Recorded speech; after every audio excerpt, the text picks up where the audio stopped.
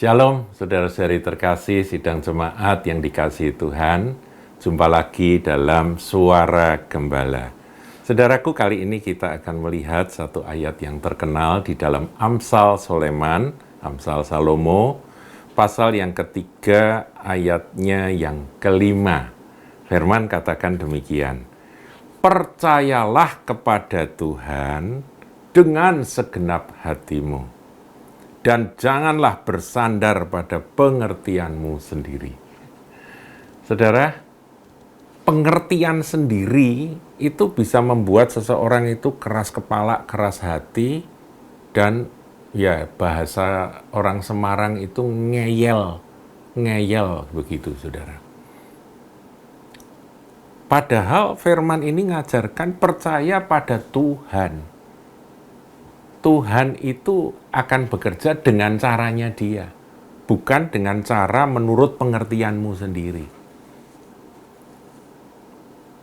Kalau kita berdoa kepada Tuhan, pertolongan Tuhan itu akan datang dengan cara Tuhan, bukan cara kita. Oleh sebab itu kita butuh akan satu kedekatan, satu hubungan yang intim dengan Roh Kudus untuk mengetahui dari dalam lubuk hati kita bahwa ini adalah pertolongan Tuhan atau ini justru godaan dari iblis. Kita harus bisa membedakan itu.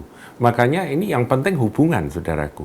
Tetapi jangan bersandar pada pengertianmu sendiri. Orang-orang yang bersandar pada pengertian sendiri, mereka cenderung untuk menentukan cara Tuhan harus begini, harus begitu. Di dalam menolong aku. Nah, ada sebuah kisah ilustrasi, saudaraku. Di sebuah daerah tertentu, diumumkan oleh pemerintah bahwa akan ada banjir yang melanda kota tersebut.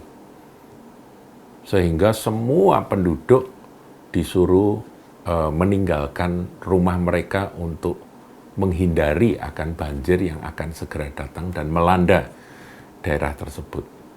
Nah, semua penduduk sudah pergi, ada seorang laki-laki. Dia seorang yang religius sekali. Dia berdoa kepada Tuhan. Dan dia berkata, aku percaya Tuhan akan menolong aku. Nah, banjir datang, saudara. Semua orang sudah banyak yang dievakuasi. Ketika banjir itu naik dari mata kaki, naik sampai ke lutut, sampai ke pinggang, ya, dia naik ke atas meja. Dia naik ke atas meja sambil dia melihat jendela, begitu ya. Jendela dia melihat keluar. Kemudian datanglah sebuah truk, saudaraku. Truk ini masih bisa menerobos akan air yang ada di jalan. Kemudian petugas yang ada di truk itu, rupanya truk itu petugas evakuasi, itu teriak-teriak dengan corong.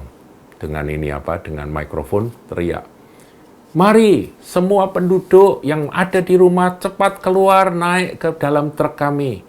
Kita akan mengadakan evakuasi sebab air akan segera naik lebih tinggi lagi.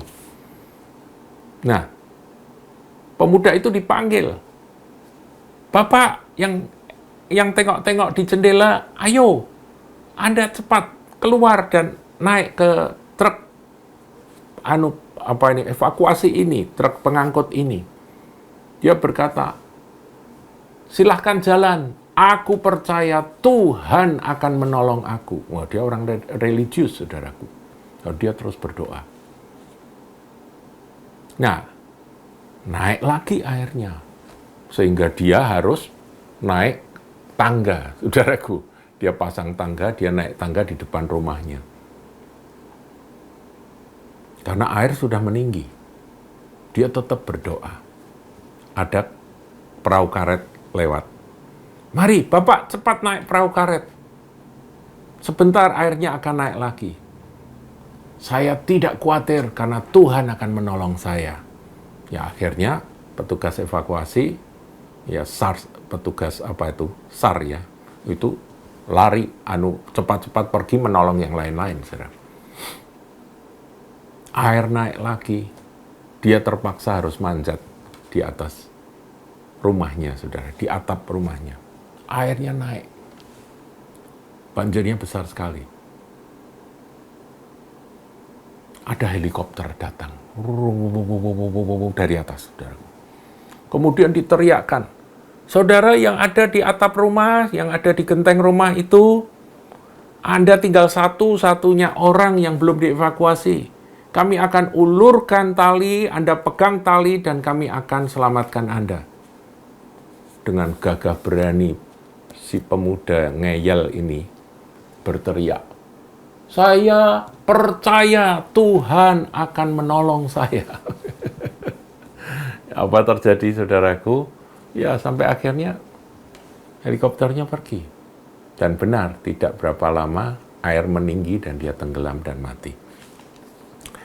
Ketika mati, saudara, di pintu akhirat, dia ketemu dengan Santo Petrus. Ya, ini dongeng, saudaraku ya. Ketemu Santo Petrus. Dia marah-marah.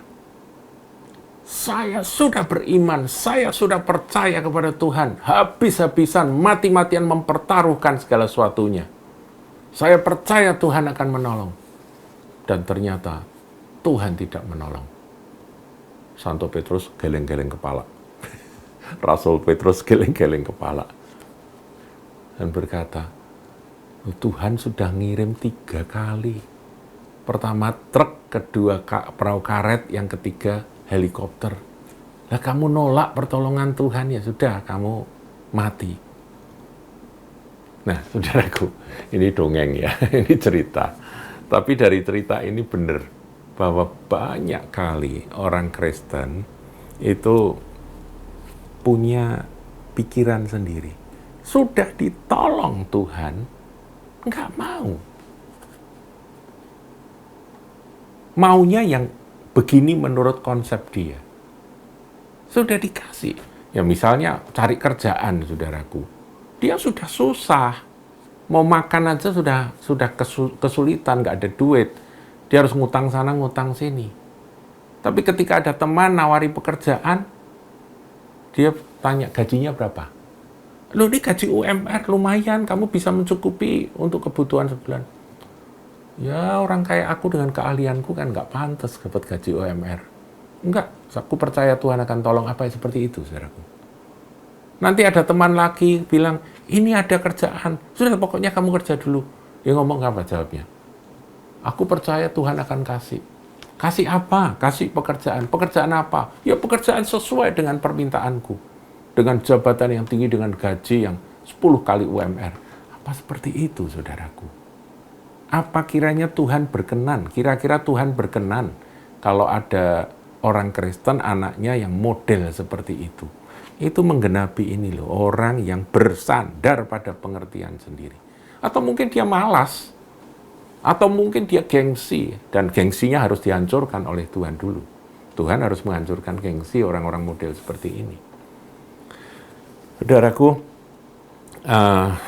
iman tanpa tindakan mati, itu kata Yakobus, saudaraku. Nah, kadang-kadang tindakan itu nggak sesuai dengan apa yang kita harapkan. Tapi kalau itu dari Tuhan, kita harus terima. Saudara naik tangga sampai anak tangga yang ke 20, Anda harus mulai dari step 1, 2, 3, 4. Mau ingin gaji yang gede, kalau adanya gaji kecil ya diterima dulu. Nanti siapa tahu itu adalah stepping stone, itu adalah batu pijaan di mana saudara kalau berprestasi dan kerjamu bagus, engkau bisa meningkat. Tuhan itu adalah Tuhan yang akan memperhatikan anak-anaknya yang mau percaya, tidak menurut pengertiannya sendiri, tidak menurut orang-orang dalam bahasa Jawanya carpe diewe. Tidak demikian, saudaraku. Saya berharap saudara memahami. Ini pengertian yang sangat sederhana di dalam kebenaran firman Tuhan. Tuhan Yesus memberkati.